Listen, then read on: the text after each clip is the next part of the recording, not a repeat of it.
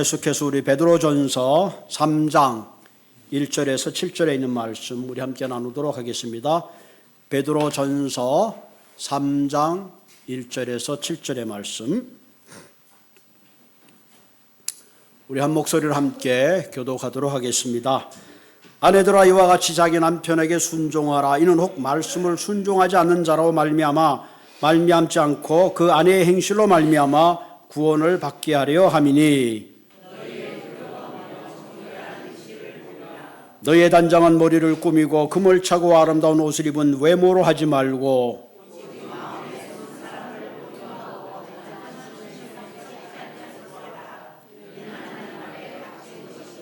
전에 하나님께 소망을 두었던 거룩한 부녀들도 이와 같이 자기 남편에게 순종함으로 자기를 단장하였나니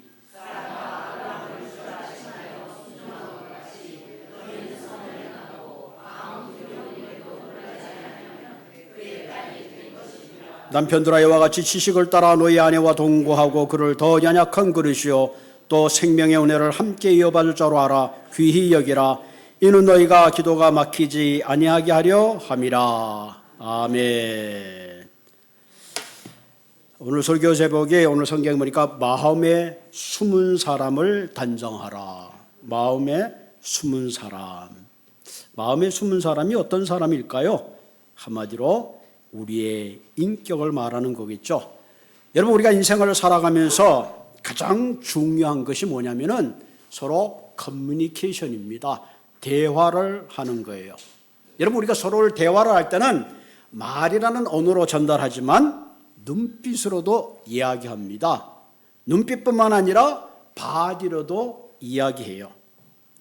그래서 우리가 대화의 기술이 필요합니다. 대화를 잘못하면 오해가 생겨요. 그러나 대화를 잘하게 되면 저 사람 내가 알던 사람이 아니구나. 대화를 하다 보니까 그런 사람이네. 그 사람에 대한 새로운 시각과 이해를 가지게 됩니다. 그래서 사실은 서로 많이 대화할수록 좋습니다. 가끔 집사람하고 약속이 어긋날 때가 있어요. 대화가 아마 부족해서 그런지 내가 이중으로 약속이 될 때가 가끔 있어. 대화의 부족입니다. 대화를 많이 할수록 좋습니다. 그래서 부부끼리도 대화를 많이 하셔야 돼요. 근데 요즘은 카톡이 있어서 대화를 안 하고 막 카톡으로 그냥 날리는 그런 경우도 종종 있는데 서로 대화를 많이 하는 거. 그래서 여러분 그 텔레비나 이런 게 보면 요즘 커뮤니케이션 기술에 대한 많은 책들이 나와 있어요. 그만큼 현대인들은 더욱더 대화가 필요합니다. 한 번은 사우정이라는 손자가 할머니에게 카톡을 보냈습니다. 할머니 오래오래 사세요. 그래야 되는데 그만 카톡이 잘못 찍어가지고 할머니 너무 오래오래 사시네요. 그렇게 보냈다는 오해가 있습니다. 우리 대화를 잘해야 돼요. 대화를 잘못하다 보면 이런 오해를 받게 되는 거죠. 근데 때때로 이 언어라는 것 말이죠. 과장해서 얘기할 수도 있어요. 때로는 진실이 아닌 거짓을 이야기할 수 있어요. 그런데 가장 중요한 대화 중에 하나가 뭐냐면은 이 언어라는 대화보다 더 중요한 거 있는데 그것이 바로 삶 속에서 보여지는 메시지입니다. 내가 아무리 그럴듯한 얘기를 한다 할지라도 듣는 입장에서 그래 내가 당신이 걸어온 길을 알아. 당신이 살아온 삶을 알아 하는 순간에 그 사람의 말에는 설득력이 없습니다. 다시 말하면 우리의 삶으로 보여주는 메시지야말로 가장 강력한 메시지입니다. 여러분 기독교 2000년이 지났음에도 불구하고 오늘 보이는 이 십자가가 우리에게 감동을 주는 가장 큰 이유가 뭡니까? 내가 너를 사랑한다. 하늘에서 외쳤던 그 음성이 아니라 하나님이 직접 인간이 되셔서 우리를 위해서 내가 너를 사랑한다는 말로만 한 것이 아니라 십자가에 자신의 전부를 주었기 때문에 수많은 세월이 흘러도 저 십자가를 보는 순간에 많은 사람은 거기에 사랑의 감격을 하고 은혜의 감격을 하고 삶의 변화를 가져오는 능력이 바로 거기에 있습니다.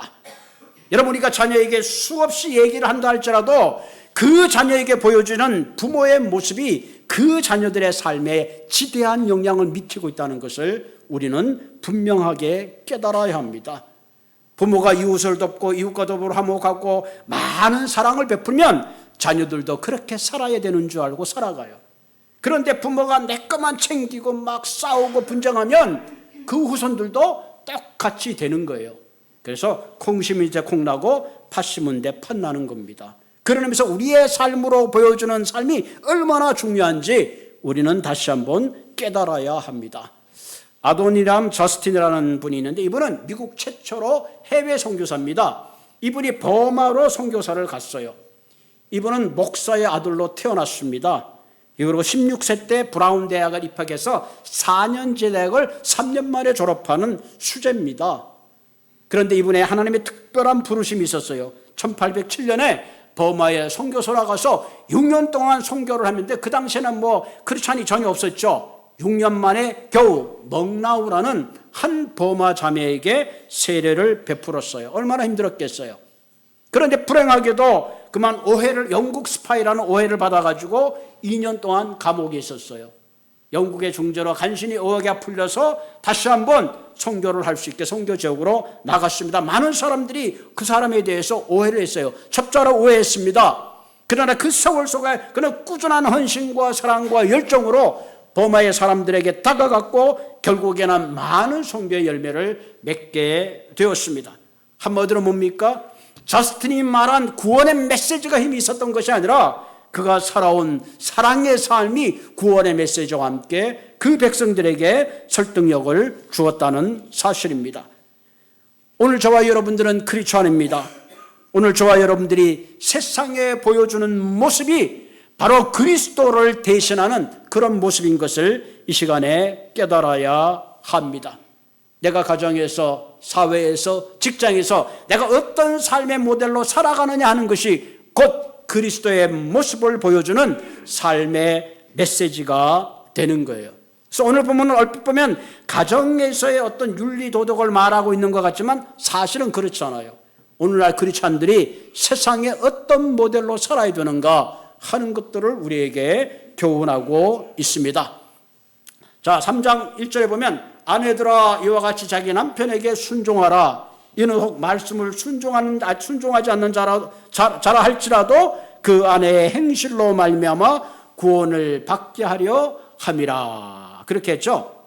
다시 말하면 아내들아 남편에게 순종하라. 왜? 당신의 그 순종하는 행실을 통해서 당신의 모범적인 그 삶을 통해서 믿지 않는 남편이 혹 하나님 앞에 구원받는 그런 놀라운 은혜가 있을 수 있다. 그렇게 이야기를 하고 있습니다. 사실 그 당시 만인 그 부인들이 초대교회 교회를 나간다 할지라도 남편 보고 교회를 가자거나 혹은 복음을 전할 수 있는 그런 권리가 없었어요. 로마법에 의하면 여자들은 집에서 머물러 있었어야 돼요. 어릴 때는 아버지가 여자의 권리를 주장했고 시집을 가게 되면 남편이 그 권리를 주장했습니다. 그렇기 때문에 그 당시 부인들이 할 수 있는 것은 그가 믿는 하나님의 구원, 그가 믿는 하나님의 사랑, 그것을 순종함으로 말미암아 남편에게 삶으로 보여줄 때에 그 남편이 그 부인의 놀라운 삶의 모습을 보고 하나님께 나올 수 있는 은혜가 있다. 그렇게 이야기를 하고 있습니다. 여러분 기독교 역사를 가만 보면 한국도 그렇지만 부인들이 먼저 크리스찬이 된 경우가 참 많이 있습니다. 그래서 부인을 따라서 교회에 오는 남편들이 참 많이 있죠. 옛날에 이렇게 보면은 어떤 목사님인가요? 어떤 그 간증에 보면 굉장히 그 술을 좋아하는 한 남편이 있었어요. 그 부인이 교회를 다니는데 그 남편을 위해서 날마다 기도했는데 그 버릇이 안 고쳐지는 거야. 하루는 남편이 술이 이빠이 채서 집에서 이제 자고 있는데 좀 발이 따뜻해지더래요. 이렇게 보니까 부인이 그 자기의 발을 잡고 눈물 흘리는 그 기도에 뜨거운 눈물 때문에 새로운 삶의 변화가 되었다. 그런 간증을 하는 것을 들었습니다. 우리의 삶의 가장 중요한 메시지가 뭐냐? 삶으로 보여주는 메시지입니다. 그런 의미에서 크리스찬들은 사실 하루하루의 삶이 설교가 되는 삶을 살아야 됩니다. 제가 이 설교를 준비하면서도 제 자신이 너는 그렇게 살고 있느냐 그런 질문을 하기도 했습니다만은 우리의 삶이 보여주는 설교가 되어야 합니다. 왜?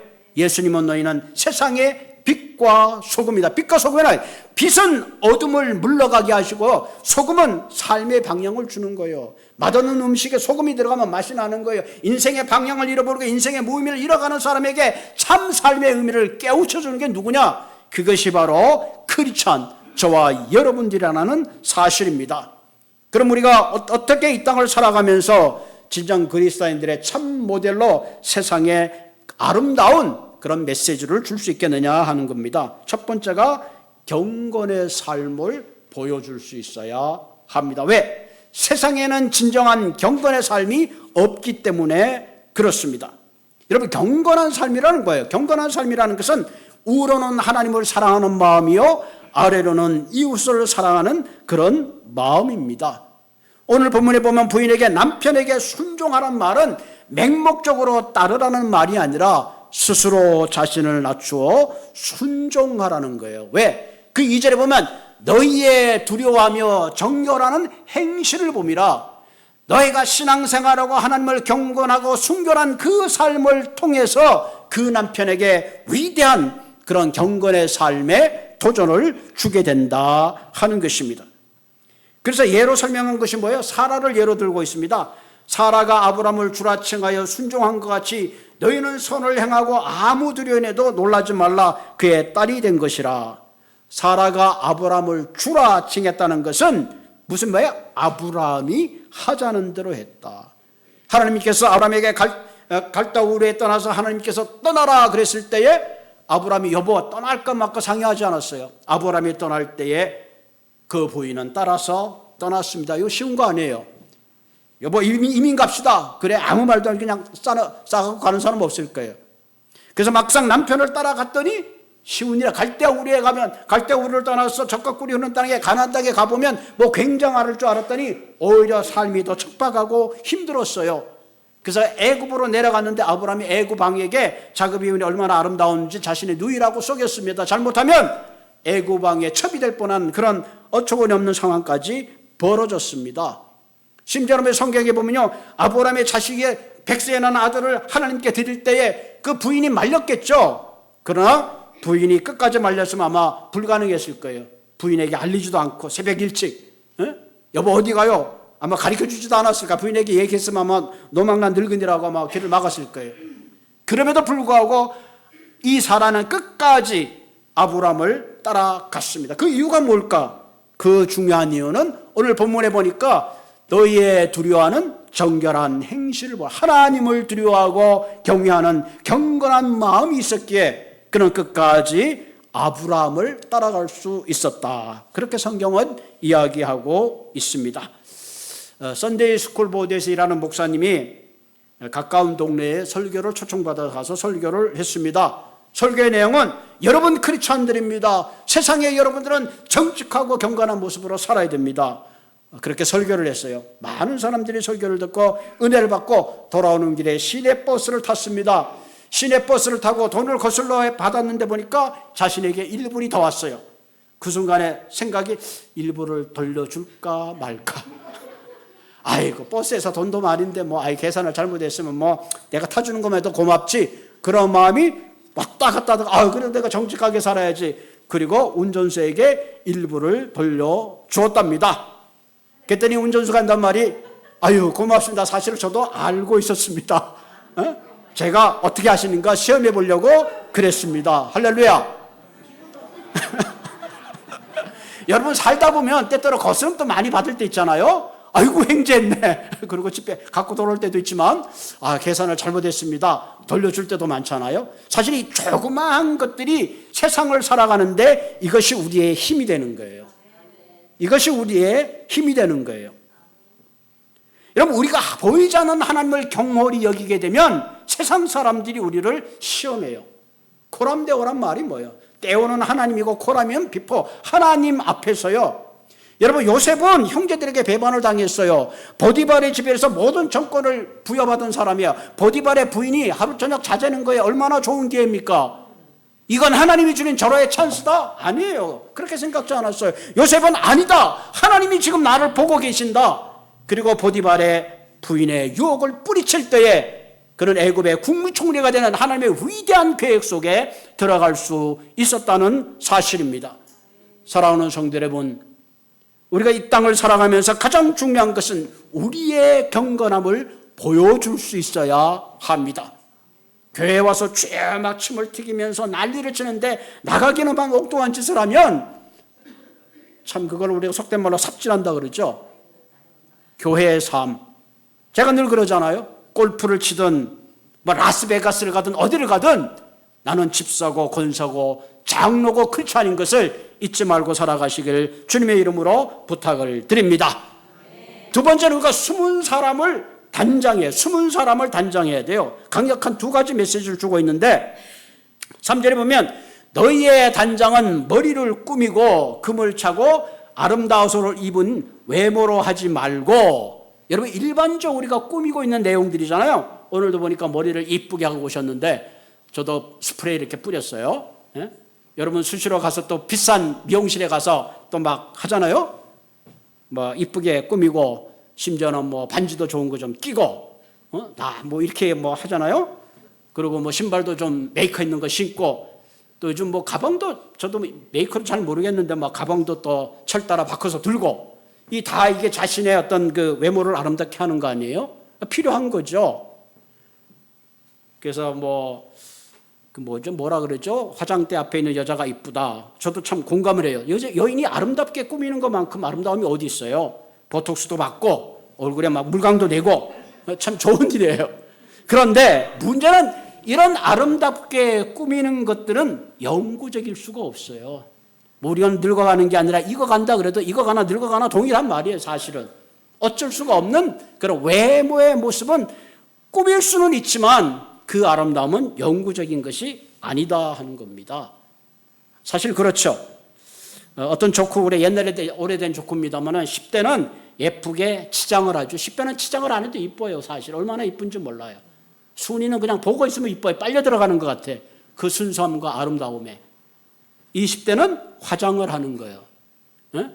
그 다음에 30대는 보이지 않게 살짝 분장을 한다네. 40대는 아주 대놓고 변장을 하고, 50대는 아주 위장을 한답니다. 위장. 60대는 보란듯이 포장을 하고, 70대는 환장을 하고, 80대, 90대는 조금 말하기가 좀 그런데 80대는 넘어갈게요. 네. 90대도 넘어가겠습니다.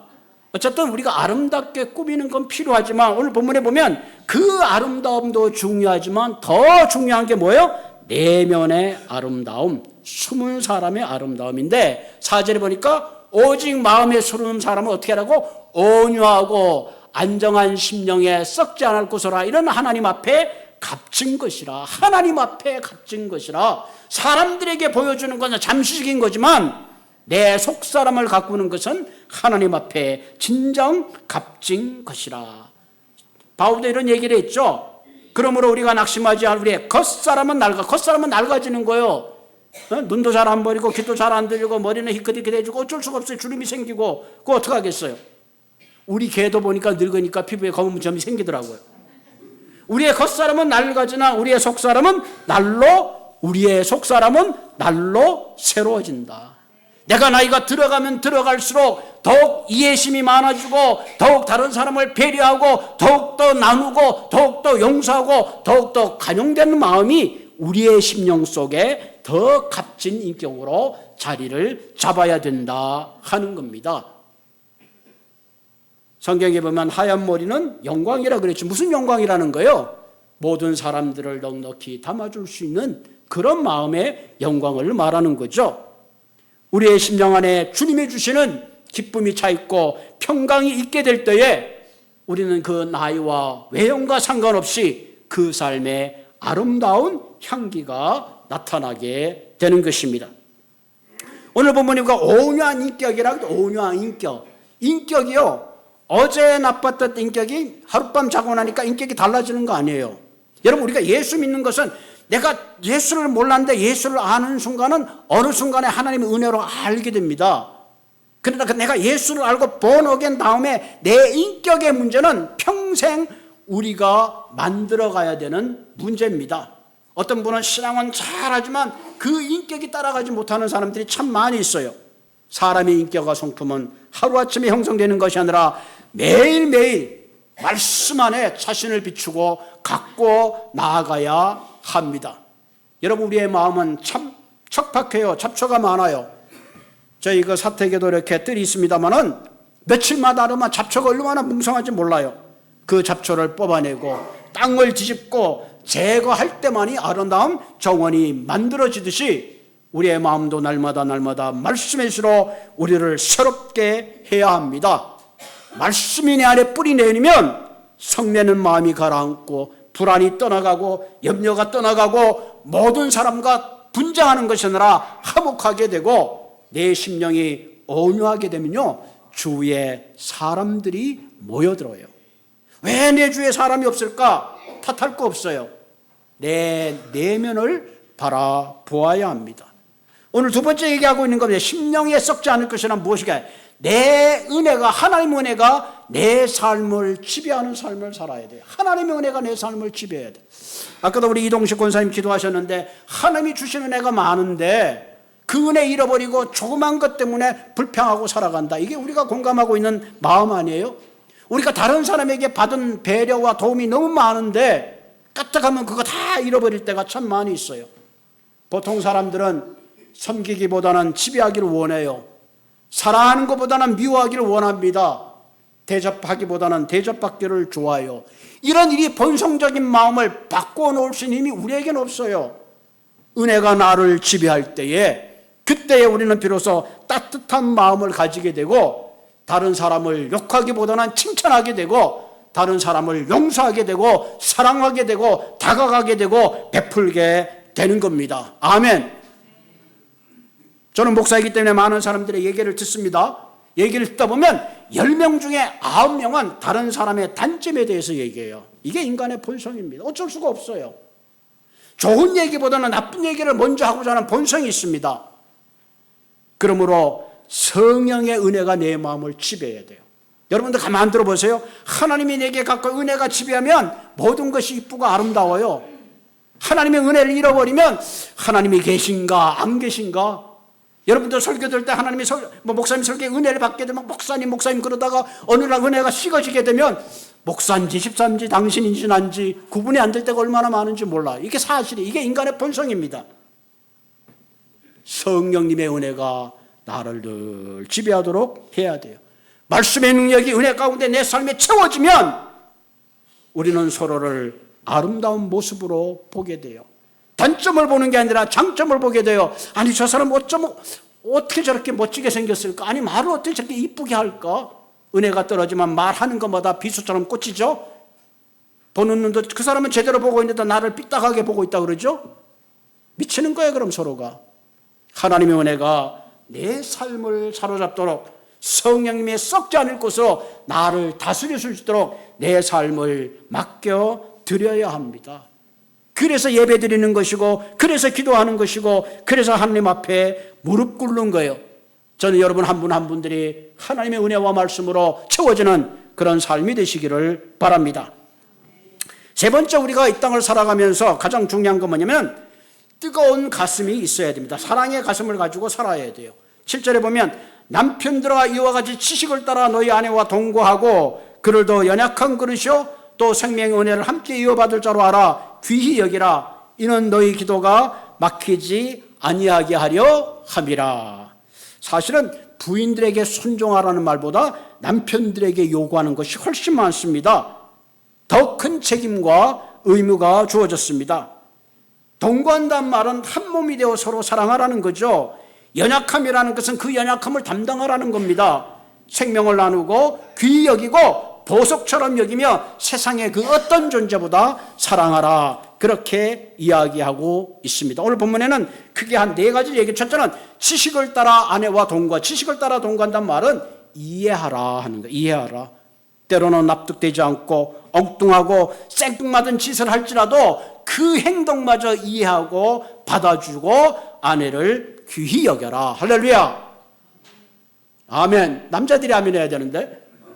둘째는 동거하란 말은 함께 있으라. 함께 있으라. 뭐야?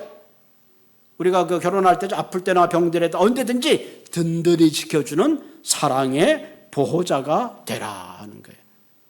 나이별 부부관계가 이렇게 설명했더라고 보니까 20대는 서로 신나서 살고 30대는 한눈 팔며 살고 40대는 마지못해 살고 50대는 서로가 가엾어서 살고 60대는 필요해서 살고 70대는 고마워서 살고 80대는 서로 불쌍해서 같이 산다. 여러분 함께 보호하고 곁에서 돌봐줘야 됩니다. 세 번째 뭐예요? 연약한 그릇이라는 말은 깨지기 쉽다는 거죠. 연약하다는 말은 육체적으로 감정적인 동심걸 말하는 거죠. 육체적으로 힘들지 않게 돌봐. 남자가 아무래도 힘이 세잖아요. 그러니까 뭐 무거운 거 들고 막 그러잖아요. 쓰레기도 버려주고. 그 다음에 중요한 게 뭐냐면은 이 감정의 상처가 생기도록 조심하라 하는 거죠. 물론 힘도 조심해야 되지만 감정이 다치면, 여자는 별일 아닌 것 때문에 감정이 다치잖아요. 그래서 소리 지르면 안 되고, 그래서 다정하게 잘 얘기하는 게 참 중요하죠. 저도 경상도 사람이라 처음에 장가를 갔더니 집사람이 많이 오해를 했어요. 나는 마음이 따뜻한 사람인데 목소리가 커가지고. 그래서 어떤 감정이 다치지 않도록 잘하는 게 필요하죠. 네 번째 뭐예요? 생명의 은혜를 함께 이어받을. 생명의 은혜란 뭐냐? 믿음의 파트너입니다. 기도의 파트너예요. 한마디로 믿음의 파트너예요. 기도의 파트너입니다. 여러분 생각해, 부부가 싸움을 실컷 하고 와서 성가대에 앉아있으면 성가대게 돼요? 목사가 사모님하고 막 다투다가 주일날 설교를 딱 왔는데 사랑의 설교가 나오겠어요? 힘들잖아요. 그러니까 서로가 믿음의 파트너예요. 오늘 성경에 보니까 기도가 막히지 않기 위해서 하라는 거예요. 부부 관계가 좋아야 하나님의 관계도 좋고, 하나님의 관계가 좋아야 이웃과의 관계도 좋습니다. 아멘. 오늘 본문은 사실은 인간적인 부부 관계를 얘기하는 것 같지만요, 사실은 신랑 되신 하나님이 우리에게 하시는 사랑의 고백이에요. 너희들은 다 질그릇 같은 존재라는 거죠. 쉽게 깨어지고 상처받기 쉬운 존재라는 거죠. 그런데 내가 너희를 보호해 주시고 사랑해 주시고 내가 그 사랑을 쏟아부어 주겠다는 거죠. 그럼에도 불구하고 우리는 뭐예요? 각기 양 같아서 제 갈 길로 가잖아요. 그럼에도 불구하고 포기하지 아니하시고 우리를 떠나지 아니하시고 용서하시고 가리워주시고 덮어주시고 사랑해 주시는 하나님의 사랑이 사실은 여기에 진하게 배어져 있습니다. 예수님이 이 땅에 우리에게 사랑을 말하기 위해서 오신 것이 아니라 사랑을 보여주시기 위해서 오신 겁니다. 주님을 알지 못할 때는 복륜적인 이기적인 사랑을 가지고 살았더라면, 이제 주님을 알았더라면 이기적인 사랑을 넘어서 용서하고 이해하고 감싸주는 이타적인 그런 사랑의 삶을 사시기를 주님의 이름으로 부탁을 드립니다. 하루는 영국의 캔터베리 주교가 나병수용소 병원을 방문했습니다. 그들에게 사랑의 십자가를 하나씩 나눠주기를 원했습니다. 나병 환자 줄을 쭉 서 있고 그 주교가 십자가를 하나씩 나눠주는데 한 나병 환자가 받으러 나오는데 그 얼굴 가선이 얼마나 이그러졌는지 자기도 모르게 한 걸음 뒷걸음을 쳤습니다. 그 순간에 내면에 하나님의 소리가 들렸습니다. 야, 너는 이 사랑의 십자가를 사랑을 가지고 줘야지 그렇게 십자가를 던져주느냐, 그런 음성이 들렸다고 합니다. 그 순간 주교는 자신의 연약함을 깨닫고 손에 모양도 없는 그 손을 붙잡고 십자가를 꼭 손에 쥐어줬다는 이야기가 있습니다. 여러분, 오늘 저와 여러분들은 십자가에 대해서, 사랑에 대해서 얘기하는 것은 세상에 힘이 없습니다. 사랑을 가지고 다가가시기를 바랍니다. 우리가 메시지를 전한다고 세상이 변하는 것이 아니라 십자가의 삶으로 다가갈 때만이 공동체가 변하고 사람이 변하고 세상의 아름다운 세상을 만들어가게 되는 줄로 믿습니다. 오늘 예배에 오시고 오늘도 예수를 믿는 저와 여러분들, 십자가에 대해서 얘기하는 것이 아니라 십자가의 사랑으로 살아가며 십자가의 삶으로 다가가는 한 분 한 분 되시기를 주님의 이름으로 부탁을 드립니다. 같이 기도하겠습니다.